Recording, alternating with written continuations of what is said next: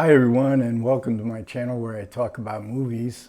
And I'm now in the midst of another mini-series, a 3-film mini-series, this one centering on films by William Wyler. So my last one was on the Heiress, and in that video I neglected to mention something because I didn't realize it, but I watched Neil's video from Neil's movie channel. If you're not a subscriber, please go over to his channel because it's terrific. But he did a video on the Killers of the Flower Moon, and he said he cited this film, talked about it a little bit because Martin Scorsese said that it was a big influence on a portion of his new film, which I thought was pretty extraordinary, because it seems so different. Well, I haven't seen the new movie, but from what I've read, it seems this would not be an inspiration. But then Martin Scorsese has joined Letterboxd, and he has he did an interview for Letterboxd, which you can see on YouTube, where he named 7 films, I think, that influenced the movie, and he talks about the relationship between the Olivia de Havilland and Montgomery Clift character here, and they all watched the film. And Lily Gladstone, Leonardo DiCaprio relationship has some connection here, which I thought was really interesting. So I can't wait to see. I haven't roused myself yet to go see the film, but hopefully I will. So the middle film, the one I'm talking about today, is Detective Story, and this is from 1951. In the meantime, I believe Wyler made Carrie with Laurence Olivier and Jennifer Jones in between The Heiress and Detective Story, and it stars Kirk Douglas, and what I mentioned in my last video, a powerhouse performance. I hadn't rewatched the film yet when I made that declaration, but boy, oh boy, this is like Powerhouse times 2. And it's based on a stage play by Sidney Kingsley, who was a very prominent playwright. He won the Pulitzer Prize back in the 1930s. He had worked with Wyler on a film called Dead End, and that was very popular back in the late 30s with Humphrey Bogart was in that. This film is based on a very successful stage play. I think it ran for about 1.5 years on Broadway. When Kingsley and Wyler were friends, so Kingsley actually, I think, got Wyler to invest in the Broadway production, and Wyler always anticipated making the film version. So it's set in New York City in the 21st Precinct, detective room, in which we get a whole variety of vignettes of different criminals. So this is a room that's bursting with energy, with policemen and with criminals, with lawyers, but the film centers on Detective Jim McLoud, played by Kirk Douglas, and he is seen as a very principled police officer. He's uncompromising in his attitude towards the law. He's not on the take, as his boss proudly proclaims to a lawyer, but he has flaws, fatal flaws, and because he is a tortured character, tortured by the memory of the bad memories he has of his mother and father, and especially his father's treatment of his mother. And he cannot quite shake that. It has darkened his view of human beings.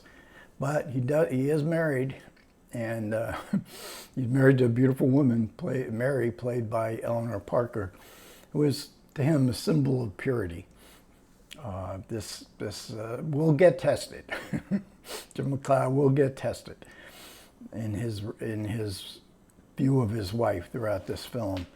And McLoud, very early on, we can see he is a fanatic. He is, in fact, he is borderline psychotic. But he's always fascinating to watch, especially in Kirk Douglas's interpretation of the role. Now, I've said in my previous video that William Wyler was a director of actors. This is an actor cinema. of performances. And every character in this movie is just so perfectly, if not perfectly cast. They're so vivid. Even people that just arrive for just a minute, you know, to make some sort of request, crazy request of these police officers. They're everywhere, and it's just bursting with activity. So I'm going to go through some of the performers. I could go through every performer here, but that would take forever. But I'll start with William Bendix, because William Bendix actually gets his name above the title with Kirk Douglas and Eleanor Parker. I think they had to beef up the role a little bit because he was a movie star at this time, and he's the good guy. He tries to keep Jim McLoud, the Kirk Douglas character, he tries to humanize him, to try to get him to see that you can't always see everything in terms of black and white. George McCready, he doesn't have much dialogue here, but boy, he's a powerful presence, and he is a former doctor who has become sort of a butcher, and they have a kind of he has a kind of clinic where unwed mothers come to have their babies, but he's a butcher doctor, and women have died, and he is the object of Kirk Douglas, Jim McLoud's wrath. And we have Horus McMahon. Now, Horus McMahon plays the lieutenant here, and he doesn't, because another one of McLoud's flaws is he's very brutal with suspects. But Horus McMahon doesn't believe in that. He looks askance. But at Kirk Douglas's overall approach, but he gets results, and he knows that he is a cop that can get convictions of people that deserve convictions. So he looks the other way as far as the brutality goes. Horus McMahon was the original. This is one of the 4 actors who were in the original stage production. And for people my age, you will remember Horus McMahon from acting a similar role in the Naked City television show that came in later in the 50s, early 60s. Then I got to mention Joseph Wiseman, because he is an absolute blast in this movie. He is brought in with his partner in crime. They're sort of petty burglars. He gives this over-the-top performance, almost like he's a drug addict. He also played this part on the stage, so you know, I think he pretty much brought his stage performance, where he's playing to the back row in the theater, to the film. But it's so amazing a performance that Wiseman gives here. You're never going to forget Wiseman in this film. And he's probably most memorable, however, for playing Dr. No. He was the original, he was the villain in the original James Bond movie. Then we get Eleanor Parker, who is playing the wife, and she is just luminously beautiful. The scenes with her and Kirk Douglas together, I just find them amazing. The reaction shots as their marriage is facing a catastrophe. How do they work through it? The reaction, I mean, and also the way Wyler blocks the shot and you know, focuses in on the reactions of Kirk Douglas as he learns information, focuses on the reactions of Eleanor Parker when she realizes what her husband really is. These are magnificent, magnificent scenes. Shall I go on? Lee Grant. Lee Grant was in the original stage production as Joseph Wiseman, and there was one other. I think Joseph Wiseman's sidekick in crime was also in the original production. So Lee Grant plays this shoplifter, and they miss the bus to the jail, so she has to stick around in the police room, waiting for night court to open. So she gets to witness all these events, and she's just petty criminal. She's not even a criminal, but she did something, you know, she's not even sure what she did, and she's rather simple-minded, but she's thoroughly delightful in her reactions to everything that's going on in this police room, and you know, she has this great exit line when she leaves, and then of course, and then also Wyler keeps her in the background a lot. So when scenes are in the foreground, you can always see that she's watching very intently in the background. So then we get to Kirk Douglas, and Kirk Douglas is just, like I say, powerhouse times two. He had a big success with Champion a year or two before.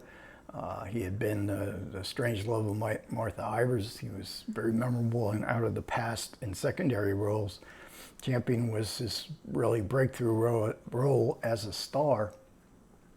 And you could say that, well, Kirk Douglas goes too far. And I wouldn't argue with you, but I would say, so what? This is fantastic going too far. I mean, nobody can very few actors can exemplify or perform anguish and self-loathing the way Kirk Douglas can. This is a performance that sort of it has a partner in his performance in Billy Wilder's Ace in the Hole, which comes a couple of years later. He did great preparation for this role. He actually acted it on stage in Arizona.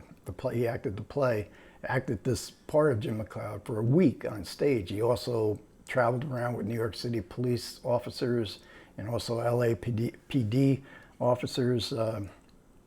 There is a story where he was dressed in a police uniform during an interrogation, and the witness looks up at him and he says, "Aren't you Kirk Douglas?" And Kirk Douglas says, "If I was Kirk Douglas, what would I be doing here?" So now we have to get to this this crime of this unwed baby clinic. Now in the stage play, it was abortion. This was not. This was watered down in some way for the movies because it would not pass the production code. But you know it right from the start. This is a story about illegal abortion. Now, in 1951, for sure. I mean, in the United States, abortion was illegal, and it was known that abortion doctors that women were forced to go to were basically alcoholic ex-doctors and known as butchers. And so, and Joseph Breen objected. You know, Joseph Breen was the head of the production code. He had such influence on movies. It's really, really incredible, the influence he had on movies all through, you know, up until the 1960s, of what you could or could not do. So you couldn't even use the word abortion in a movie, no less discuss it as a social problem. And in 1951, a criminal act. And according to the Alan K. Rode commentary, it was Breen that actually came up because he said no abortion mention, and Wyler was incensed and did interviews, but the public relations didn't sway anybody. And according to the commentary by Alan K. Rode, it was Breen who actually came up with this, you know, baby unwed mother baby clinic. Now, the film is really. I have to talk about the deep focus because Wyler was really known for his deep focus, and here he has cameraman Lee Garms, and they just worked so well together. Garms was fast.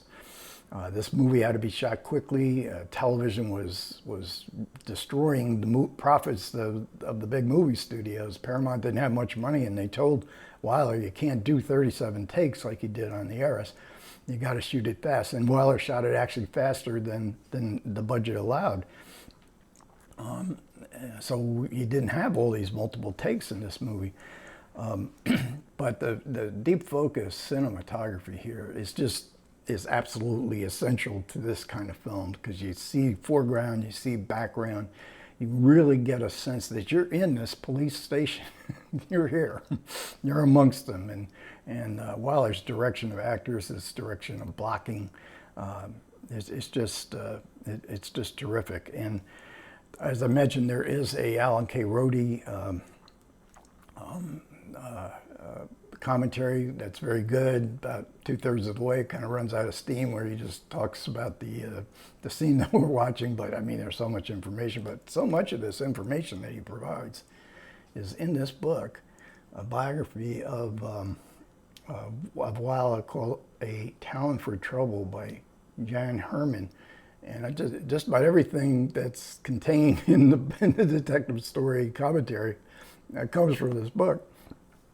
And it's very well written. It's massive. I've only read the parts on the heiress and detective story so far, but it highly recommend it for anybody interested in William Wyler movies. So I'm presenting.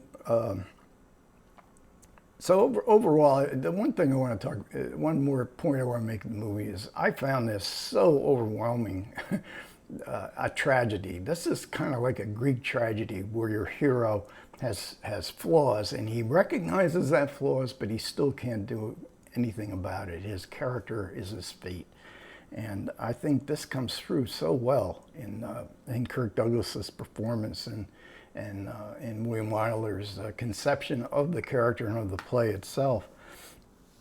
So next up is, and I'm presenting Wyler as a master of the adaptation of stage plays. Next up will be another one in the third and final segment of this miniseries. We get The Desperate Hours, a home invasion film. So most of this is going to be filmed on one set in the victim's house. We got Frederick March by the door. We got Humphrey Bogart in what appears to be a beautiful, I mean beautiful cover for sure, but a beautiful Arrow release that just came out not that long ago. Okay, thanks a lot for everybody who managed to listen. I do appreciate it. Comments are welcome. Take care.